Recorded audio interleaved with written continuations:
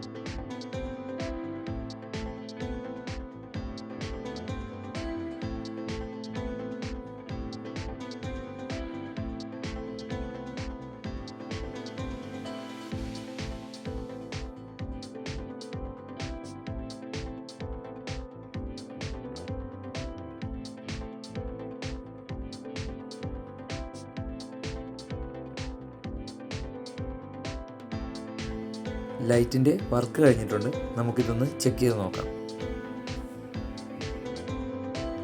ഇതിനായി നമ്മൾ ഉപയോഗിക്കുന്നത് മൊബൈലിൻ്റെ ചാർജറാണ്. അതുപോലെ തന്നെ പവർ ബാങ്കിലും ഉപയോഗിക്കാം. ലൈറ്റ് നല്ല ബ്രൈറ്റായിട്ട് വർക്ക് ചെയ്യുന്നുണ്ട്. ഇത് നമുക്ക് കറണ്ട് പോകുന്ന സമയങ്ങളിൽ പവർ ബാങ്കിൽ കുത്തി എമർജൻസി ലൈറ്റായിട്ട് തന്നെ ഉപയോഗിക്കാം.